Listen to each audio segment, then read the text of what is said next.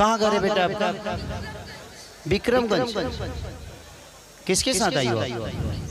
Mummy के साथ आई हो? कहाँ है मम्मी? मम्मी नीचे है, अकेले है। बहुत अच्छा।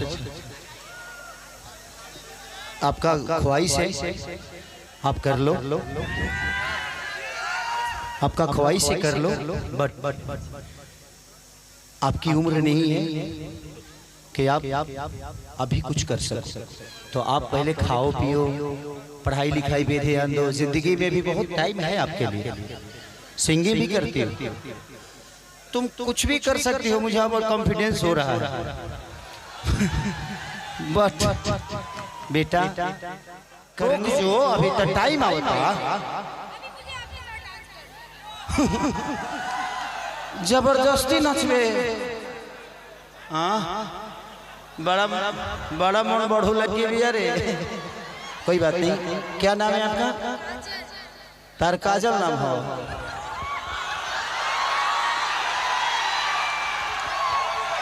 कहतने के काहे इतना उठ के बोलत यही जानत है कि ये नाम के जुबान से हम बहुत शांत हो जाएंगे। बेटा काजल मेरी बात सुनोगे? बताओ तुम ऐसे करोगी तो कोई दुनिया का आदमी आपके साथ कभी काम नहीं करेगा। बेटा जिंदगी में वेट करना सीखो। सुनो मेरी बात सुनो। कुछ भी जल्दी का काम शैतान का होता है। जिंदगी में वेट करोगी ना तो बहुत आगे जाओगी। एक बार हम कर लेंगे तो चली जाओगी।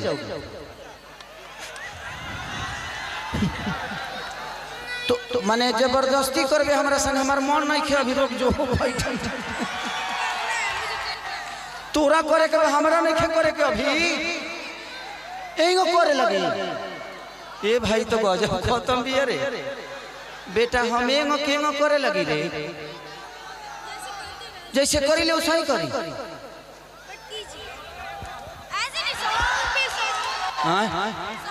अच्छा गाना, ये गाना हो जाने दो बेटा। अगर जिद कर रही हो मैं चला जाऊंगा यहाँ से। अब बैठो, ये गाने हो जाने दो। जो तुम्हारा फेवरेट गाना हो कौन सा है? अरे कौन फेवरेट गाना बताओ? कौन गाना? कलम चबा। हाँ बैठ।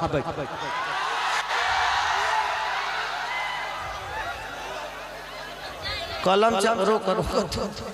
कलम चबा गई। कलम चबा गई। तू पढ़बू ना, हमरा बुझा गई।